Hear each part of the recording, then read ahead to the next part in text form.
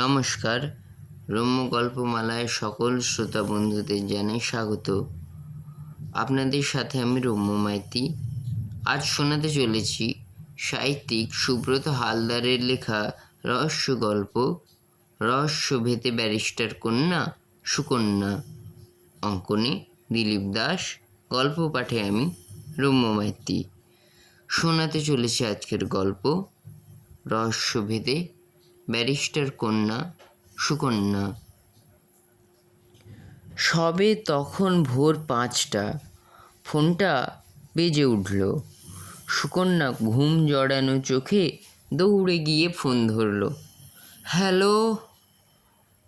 ও প্রান্ত থেকে কাঁপা কাঁপা গলায় কথা এলো। আমি লিলির ঠাকুমা বলছি। তুমি কে মা? সুকন্যা? হ্যাঁ ঠাকুমা, আমি সুকন্যা। লিলিকে এক্ষুনি বাড়ি চলে আসতে বলো মা, বাড়িতে খুব বিপদ। বাড়িতে খুব বিপদ বলে টুক করে কেঁদে উঠলেন লিলির ঠাকুমা। মুহূর্তের জন্যে ঘাবড়ে যায় সুকন্যা। ওর হাত পা থরথর করে কাঁপতে থাকে। আবার ফোনে গলা দেয়, হ্যালো হ্যালো ঠাকুমা।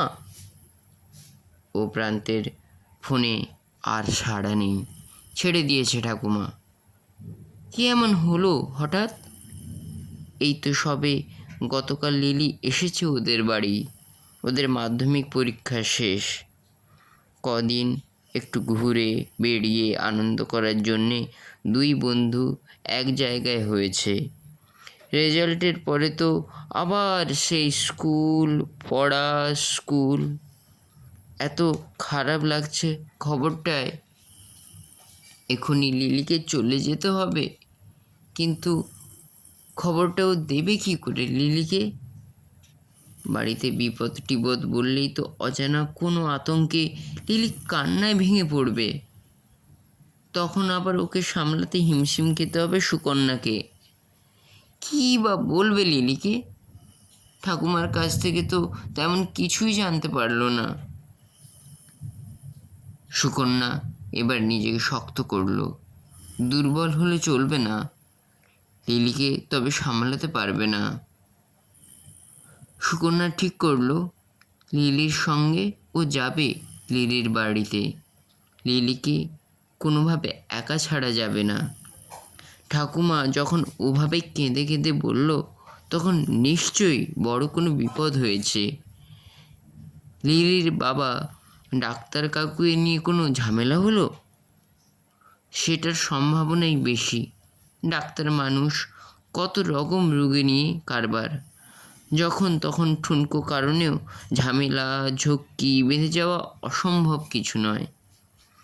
অথবা লিলির মা বাবার সঙ্গে তেমন কোনো বড় ধরনের ঝগড়াঝাটি হয়নি তো? লিলি তো প্রায়ই বলে ওর বাবা মার মধ্যে মনিবনা হয় না। প্রায় দুজনের কথা বন্ধ থাকে। লিলিকে মধ্যিখানে থেকে উভয়কে সামাল দিতে হয়। কোনো সম্ভাবনাই সুকন্যা বাদ দিতে চায় না। এই শিক্ষাও ওর ব্যারিস্টার বাবার কাছ থেকে পেয়েছে। ছোট থেকে বাবাকে দেখেছে মক্কেলদের সঙ্গে বাবা কেমনভাবে জেরার ঢঙে কথা বলছে। প্রতিপক্ষকে কাবু করার জন্যে মক্কেলকে বোঝাচ্ছে কেমনভাবে যুক্তি পাল্টা যুক্তি তর্ক করতে হয় বা তার উত্তর দিতে হয়। একটু বড় হয়ে সুকন্যাও তার কিশোর মনের নানান প্রশ্ন বাবাকে গোয়েন্দাদের মতো উল্টে পাল্টে করে। বাবাও ধৈর্য ধরে তার উত্তর দেয়। বাবারও ইচ্ছা মেয়ে বাস্তব বুদ্ধি সম্পন্ন ও যুক্তিবাদী হোক। সুকন্যা লিলিকে ঘুম থেকে তুলল।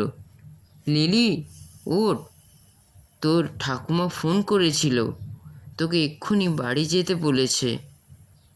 কেন, কি হয়েছে? কি বলেছে ঠাকুমা? ধড়পড় করে বিছানা ছেড়ে উঠে পড়ল লিলি। সেসব কিছুই বলল না, ফোন ছেড়ে দিল। কিছু না বলে শুধু মুধু আমাকে বাড়ি যেতে বলল?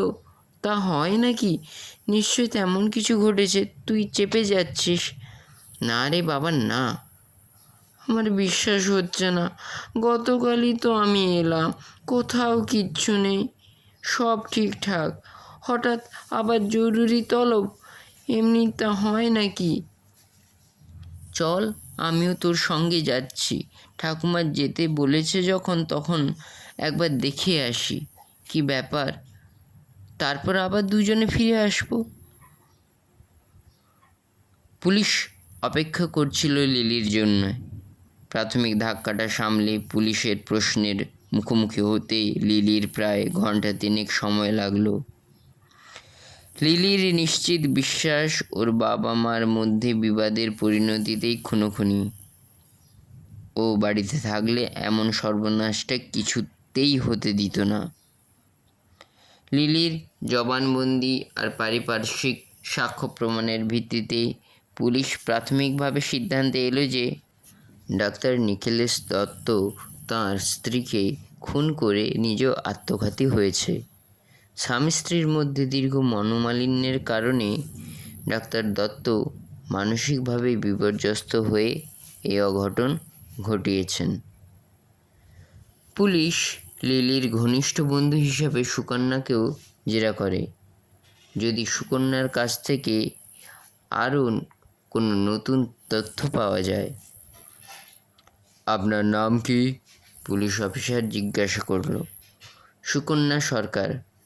বাড়ি? হরিহরপুর। হরিহরপুর থেকে করিমতলায় এসেছেন? আমার বন্ধু লিলি কাল আমাদের বাড়ি ছিল, খবর পেয়ে ওকে এখানে পৌঁছে দিতে আসি। হঠাৎ কালই লিলি আপনাদের বাড়ি গেল কেন? লিলি কি জানতো ওর বাবা ওর মাকে খুন করে নিজে আত্মঘাতী হবে, তাই নিজেকে সন্দেহের ঊর্ধ্বে রাখতে নিরাপদ আশ্রয় বন্ধুর বাড়ি গিয়েছিল? বেশ ধমক দিয়ে পুলিশটা সুকন্যাকে জিজ্ঞেস করায় সুকন্যা ভীষণ বিরক্ত ও অপমানিত বোধ করল। তীব্র আপত্তি জানিয়ে সুকন্যা বলল, আপনি মানুষকে প্রশ্ন করার শিষ্টাচার ছাড়িয়ে যাচ্ছেন। বিশেষ করে আমাদের মতো বয়সের মেয়েদের সঙ্গে কেমন ব্যবহার করতে হয় তা আপনার জানা দরকার। আপনি বেশ শক্তপোক্ত মেয়ে দেখছি। আপনার বাবার নাম কি? ব্যারিস্টার নির্মল সরকার। ব্যারিস্টার নির্মল সরকারের নাম করতে এবার পুলিশ একটু সংযত হলো বলে মনে হলো। ক্ষণিকের জন্যে দম নিল, তারপরে বলল, আপনি নির্মল সরকারের মেয়ে? আগে বললেই তো হতো। তামা তুমি এই দত্ত বাড়ির খুনের কোনো মোটিভ বা কোনো সূত্র আমাদের দিতে পারবে? আমি তোমাকে তুমি বলছি, কিছু মনে করলে না তো? না না, ঠিক আছে। বলছি, লিলি যেহেতু তোমার ঘনিষ্ঠ বন্ধু, সেই সূত্রে এ বাড়ির সঙ্গে তোমার ঘনিষ্ঠতা যথেষ্ট, সেটা আমরা বুঝেছি। দত্ত বাড়ির ভেতরের গোপন কোনো খবর তোমার জানা আছে কি না, যার সঙ্গে এই খুনের সামঞ্জস্য থাকতে পারে? লিলির তো ধারণা বাবা মায়ের বনিবনার অভাবের কারণে ওর বাবা ওর মাকে খুন করে নিজে আত্মঘাতী হয়েছে। না, আমি অত সহজেই সিদ্ধান্তে আসতে পারছি না। আপনারাও তো প্রাথমিকভাবে লিলির মতকে সমর্থন করেছেন, কিন্তু আমার মনে হয় যে কোনো খুনের কারণকে অত সরলীকরণ করা উচিত নয়। আরও পুঙ্খানুপুঙ্খভাবে অনুসন্ধান করে, সময় নিয়ে বিচার বিশ্লেষণ করে, সাক্ষ্য প্রমাণ জোগাড় করে একটা নিশ্চিত সিদ্ধান্তে আসা উচিত। প্রাথমিকভাবে আমার মতামত জানতে চাইলেও আমাকে সময় দিতে হবে। এই বলে সুকন্যা ঘরের ভেতর চলে গেল। পুলিশ বলছে, সাক্ষ্য ও পারিপার্শ্বিক প্রমাণাদির সাহায্যে প্রাথমিকভাবে এটাই বলা চলে যে ডাক্তার নিখিলেশ দত্ত পারিবারিক কারণে স্ত্রীকে খুন করে নিজে আত্মঘাতী হয়েছে। কিন্তু সুকন্যা অবাক হয়ে গেল। কী প্রমাণ এবং কার বা কাদের সাক্ষ্যর উপর দাঁড়িয়ে পুলিশ এই সিদ্ধান্ত নিল? গোটা বাড়িটা তন্ন তন্ন করে নিরীক্ষণ করে সুকন্যা নিশ্চিত আসল ঘটনাকে চাপা দিতে এই খুন ও আত্মহত্যার গল্প ফাঁদা হয়েছে। প্রথমে ডাক্তার দত্তকে খুন করে সাক্ষ্য প্রমাণ লোপাটের জন্যে, পরে মিসেস দত্তকে খুন করা হয়েছে। যে রক্তমাখা দুটো সুসাইড নোট ডাক্তার দত্তর রক্তাক্ত দেহের পাশে পাওয়া গিয়েছে, সেটা আসলে ডাক্তার দত্তর হাতের লেখা নয়। পুলিশ যখন লিলিকে জেরার সময় সুইসাইড নোটটা দেখায়, লিলি সেই বিধ্বস্ত অবস্থায় নিশ্চিত করে উঠতে পারেনি এ হাতের লেখা ওর বাবার কি না। লিলি সে হাতের লেখা ওর বাবার হতেও পারে আবার নাও পারে গোছের উত্তর দিয়েছিল। সুকন্যা সেই সময় সেই সুইসাইড নোটের হাতের লেখাটা খুব ভালোভাবে দেখে নিয়েছিল। পরে লিলির কাছ থেকে ওর বাবার ডায়েরিটা চেয়ে নিয়ে দেখেছে সে হাতের লেখা আর ডায়েরির হাতের লেখার বিস্তর ফারাক। অথচ পুলিশ সেই সুইসাইড নোটের হাতের লেখার সাথে ডাক্তার দত্তর অন্য হাতের লেখার পরখ না করে সেটাকে ডাক্তার দত্তরই হাতের লেখা সুইসাইড নোট বলে চালিয়ে দিল। যে ভাবনাটা সুকন্যা করতে পারল, একজন তদন্তকারী অফিসার হিসেবে পুলিশ তা করতে পারল না। তাহলে কি পুলিশ জেনে শুনে ব্যাপারটাকে এড়িয়ে যেতে চেয়েছে, নাকি কোনো প্রভাবশালী মহল থেকে পুলিশকে এড়িয়ে যেতে বাধ্য করিয়েছে? সুকন্যা এটাও বুঝতে পারছে না পুলিশ কেন একবারও এ বাড়ির 3 তলার একটা ঘরে পড়ে থাকা বাসিন্দার কাছ থেকে কোনো খোঁজ খবর নিল না। পুলিশ তো এমনি বলে, কাউকে ওরা সন্দেহের বাইরে রাখে না। তবে ঠাকুমার কাছে একবারও ওরা এলো না কেন? যার ছেলে বৌমা খুন হলো তার কাছে একবারও আসার প্রয়োজন বোধ করলো না পুলিশ? ঠাকুমা যেহেতু হাঁটতে চলতে পারে না, তাই প্যারালিসিসে ওর একদিকটা অসাড় হয়েছে তো কি, একদিকটা তো ঠিক আছে। কথাবার্তা জ্ঞানগম্যি সবই তো যে কোনো সাধারণ মানুষের মতোই আছে ঠাকুমার। আর ওই বিশু মালাকার ডাক্তার কাকুর একমাত্র বিশ্বস্ত কম্পাউন্ডার, তাকে পুলিশ হিসেবের বাইরে রাখলো কোন যুক্তিতে? যেহেতু সে 2 সপ্তাহ আগে মুম্বাই গিয়েছে। ডাক্তার কাকুই বিশুকে পাঠিয়েছিল কিছু মেডিকেল কিট ও যন্ত্রাংশ মুম্বাই থেকে কিনে আনার জন্যে। বিশুর মোবাইলে যোগাযোগ করেছিল সুকন্যা। সুকন্যার সঙ্গে বিশুর ভালো আলাপ আছে। ডাক্তার কাকুর মৃত্যু সংবাদও আগেই পেয়ে গেছে। সুকন্যার সঙ্গে কথা বলার সময় ভীষণ কান্নাকাটি করছিল বিশু। লিলির সঙ্গে কথা বলতে বলতে এক প্রস্থ কান্না বিনিময় করল লিলি আর বিশু। সংবাদ পেয়ে আজই রওনা দিয়েছে বিশু এখন ট্রেনে। আগামীকাল সকালে ফিরে পড়বে। পুলিশের চোখ এড়িয়ে বা বলা যেতে পারে পুলিশের অবহেলা অযোগ্যতায় সুকন্যা 2টো মোক্ষম অস্ত্র হস্তগত করতে পেরেছে, যেটার সাহায্যে সুকন্যা প্রমাণ করে দেবে ডাক্তার নিখিলেশ দত্ত এবং মিসেস দত্তকে খুন করা হয়েছে, আত্মহত্যা ও খুন নয়। সেই সঙ্গে সুকন্যা অপেক্ষায় আছে পোস্টমর্টেম রিপোর্টের জন্যে।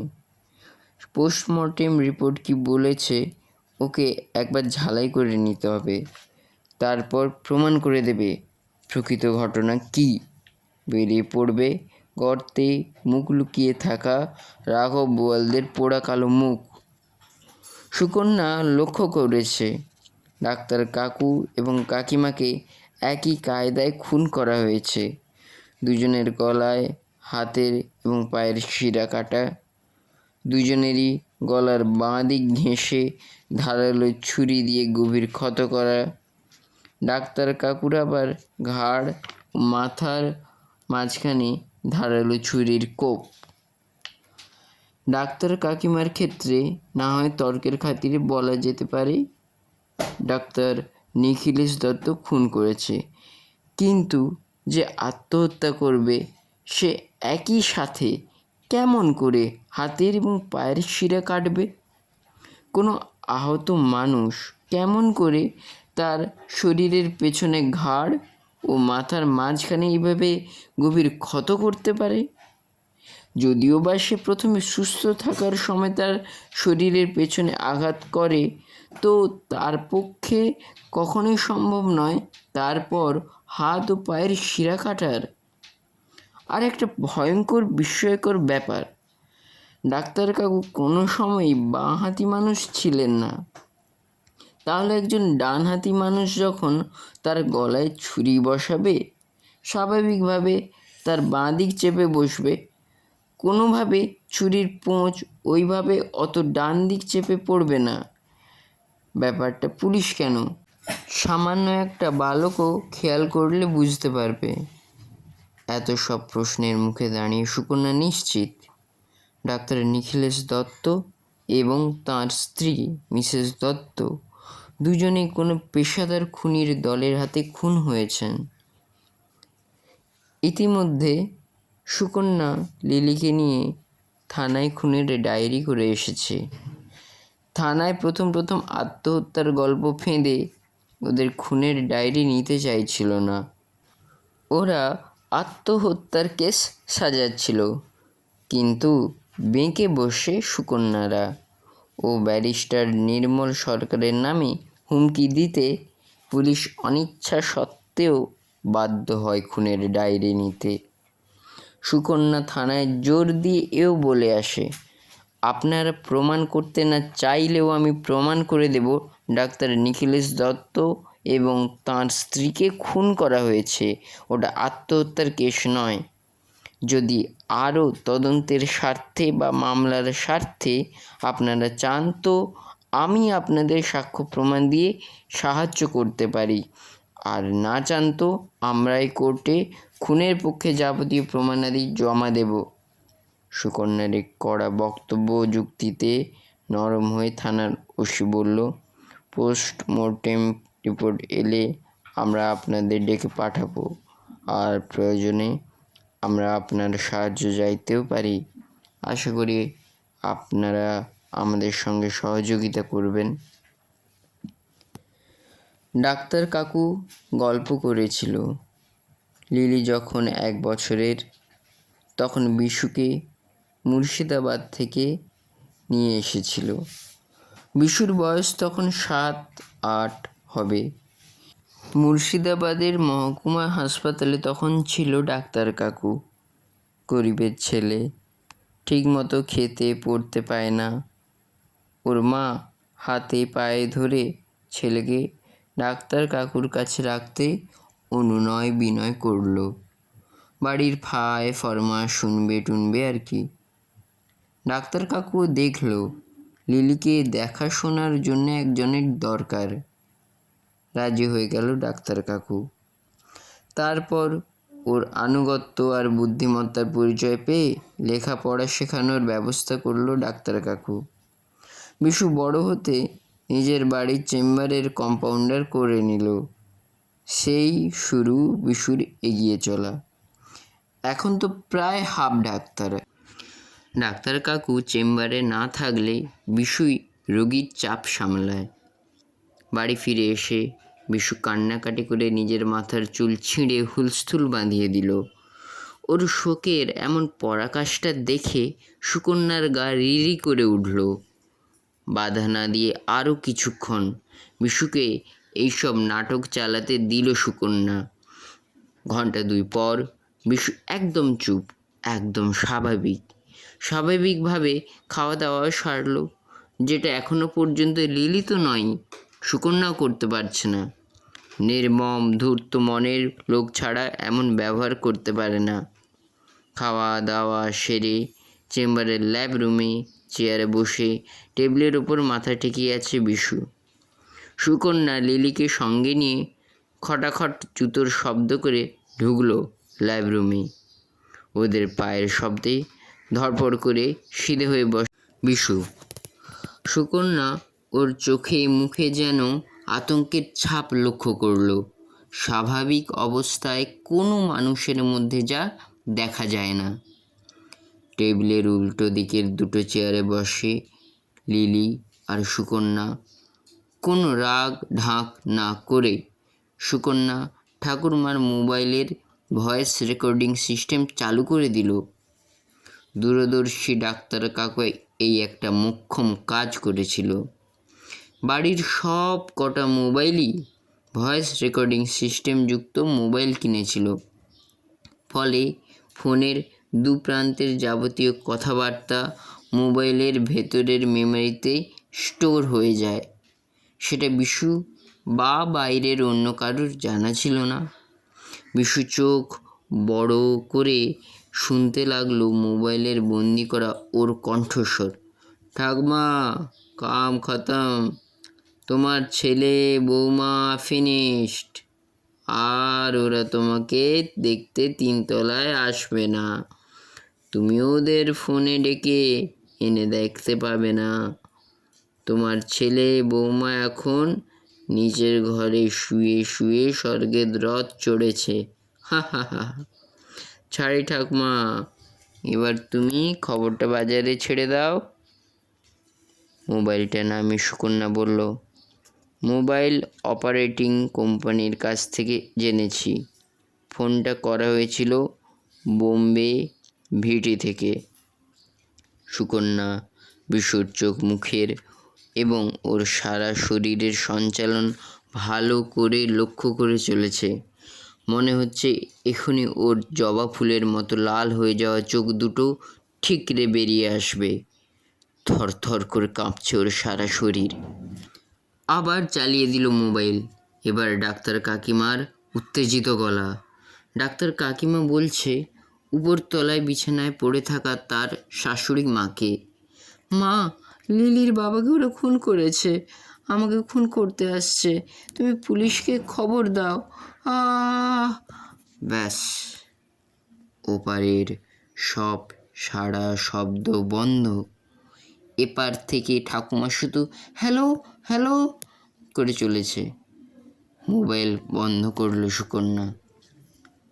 লিলির মা খুন হবার আগের মুহূর্তে ওর বাবার মোবাইল থেকে লিলির ঠাকুমাকে ফোন করেছিল ওর মা। তারপর ওর মা পড়ে যেতে মোবাইলটা ছিটকে আলমারির তলায় চলে যায়। আততায়ীরা সেই উত্তেজিত মুহূর্তে হিসেবেই রাখেনি মোবাইলটার কথায়। রাখলে ওরা ওটা নিয়ে চলে যেত। সুকন্যা ঘরের এদিক ওদিক তাকাবার সময় আলমারির তলায় কী একটা যেন চকচক করছে দেখতে পেয়ে দেখলো মোবাইল। সঙ্গে সঙ্গে ও সকলের অগোচরে সেটা গুড়িয়ে নিয়ে লুকিয়ে রাখে ওর ভ্যানিটি ব্যাগের মধ্যে। বিশুকে ঠায় বসিয়ে রেখে এবার সুকন্যা ডাক্তার দত্তর মোবাইলের ভয়েস রেকর্ডিং সিস্টেমটা চালিয়ে দেয়। তীব্র বাক বিতণ্ডা চলছে ডাক্তার দত্তর সঙ্গে অন্য 2জন লোকের। না, আমি কিছুতেই এই বেআইনি অপারেশন করতে পারবো না, তোমরা আমাকে যতই ভয় দেখাও। সরি, ডাক্তার দত্ত বলল। আপনার লোক বিশুর 1.5 লাখ টাকা নিয়েছে কাজটা হাসিল করে দেবে বলে। আপনাকে এটা করতেই হবে, না হলে পেশেন্ট আত্মহত্যা করতে বাধ্য হবে। তাহলে আপনাকেও আমরা বাঁচতে দেব না। ফোনের ও প্রান্তের লোকটা বলল, বিশু টাকা নিয়ে কাজ হাসিল করবে বলেছে তো বিশুকে দিয়ে করাও। আমি তোমাদের কথাও দিইনি, টাকাও নিইনি, আমার কোনো দায়ও নেই। বিশু আপনার লোক, ও টাকা নেওয়া মানে আপনার টাকা নেওয়া। আপনি তো বলেনই যে বিশুকে কেউ কোনো টাকা পয়সা দেবে না বা বিশুর কোনো কথা শুনবে না। বিশু আজকাল এইসব অসামাজিক কাজে জড়িয়ে পড়েছে জানলে তবে তো নিষেধ করব। এখন জেনেছি নিষেধ করেছি, এখন তা বললে চলবে না। হয় আপনাকে অপারেশন করতে হবে অথবা এক্ষুনি 1.5 লাখ টাকা ফেরত দিতে হবে। আমরা অন্য ডাক্তারের কাছে যাব। এত টাকা এই রাত্রে আমি কোথায় পাবো? তাছাড়া আমি বা দিতেই যাব কেন? যে টাকা নিয়েছে সে ফেরত দেবে। বিশু বোম্বে গেছে, ফিরুক, তখন ওর কাছ থেকে টাকা পয়সার ব্যাপার বা তোমাদের 2 নম্বরই কথাবার্তার ব্যাপারটা বুঝে নেবে। তাহলে এক্ষুনি অপারেশন করুন। রোগী আপনার চেম্বারের বাইরে গাড়িতে অপেক্ষা করছে। না, আমার পক্ষে সম্ভব নয়। আমি আগেও বলেছি, এখনও বলছি, আমি কোনো 2 নম্বরই কাজ করতে পারবো না। সম্ভব নয়। 10 মিনিটের মধ্যে দেখাচ্ছি কোনটা সম্ভব আর কোনটা অসম্ভব। সুকন্যা দুটো ফোনের টাইম ব্রাউজ করে বলল, ডাক্তারবাবুর সঙ্গে এই কথা কাটাকাটি হয়েছে রাত 12টা 20-তে। মিসেস দত্ত তাঁর শাশুড়িকে ফোন করেছে রাত 1টায়। রাত 12টা 20 থেকে 1টার আগে ডাক্তার দত্ত খুন হয়েছেন এবং তারপরেই খুন হয়েছেন মিসেস দত্ত। আর বিশুবাবু, আপনার ভরাট গলার ফোনটা এসেছে 1টা 15-তে, মানে মিসেস দত্ত খুন হওয়ার আরও 10-15 মিনিট পরে। ডাক্তার দত্ত তার স্ত্রী খুন হওয়ার পর খুনি আপনাকে ফোন করেছে। তারপর আপনার খুশির ফোনটা এসেছে ডাক্তার দত্তর মার কাছে। এখন আপনার কিছু বলার আছে মিস্টার বিশু মালাকার? সুকন্যা বলল। লিলি সুকন্যার গোয়েন্দাগিরির দক্ষতা দেখে চোখ বড় বড় করে একবার সুকন্যার দিকে আর একবার বিশ্বাসঘাতক বিশুর দিকে তাকায়। ওর ইচ্ছে হচ্ছে ডাক ছেড়ে কেঁদে ওঠে। ওর আজীবন সাথী বিশু, যার কোলে পিঠে চড়ে ওর শৈশব কেটেছে, সেই বিশু কিনা ওর বাবা মার খুনের পান্ডা। সামান্য কটা টাকার লোভে ওর আশ্রয়দাতা জীবনদাতাকে অবলীলায় খুন করলো। লিলির ইচ্ছা হচ্ছিল ওর হাতের ডট পেনটা দিয়ে বিশুর চোখ দুটো গেলে দিতে, কিন্তু একটা অন্যায়ের বিরুদ্ধে আর একটা অন্যায় করতে রুচিতে বাঁধল লিলির। ধরা পড়ে বিশু আর বাঁচার কোনো রাস্তা নেই দেখে হাত জোড় করে হাঁটু মুড়ে ক্ষমা চাইতে লাগলো লিলির কাছে। ওদিকে বাইরের কলিং বেলটা ক্রমাগত বাজতে লাগলো। সুকন্যা বলল, লালবাজার থেকে পুলিশ এসেছে। আমি আগেই বাবাকে দিয়ে লালবাজারে ফোন করিয়েছিলাম। স্থানীয় পুলিশের উপর আমার আর ভরসা হচ্ছিল না। চল লিলি, গেটটা খুলে দিই। কেমন লাগলো আজকের এই গল্প? কমেন্ট বক্সে অবশ্যই লিখে পাঠান। গল্পটি ভালো লাগলে লাইক এবং শেয়ার করতে ভুলবেন না। এছাড়াও আপনাদের প্রিয় সাহিত্যিক এবং তাদের অমূল্য গল্পগুলির নাম কমেন্ট বক্সে লিখে পাঠাবেন, যাতে পরবর্তীকালে আমার চ্যানেলে আমি সেই গল্পগুলি শেয়ার করতে পারি এবং অন্যান্য শ্রোতা বন্ধুরাও তার স্বাদ নিতে পারেন। পরবর্তীকালে এমনই নিত্য নতুন নানা ধরনের নানা স্বাদের গল্প পেতে এখনই আমার চ্যানেলটি সাবস্ক্রাইব করে আমার পাশে থাকুন। ধন্যবাদ।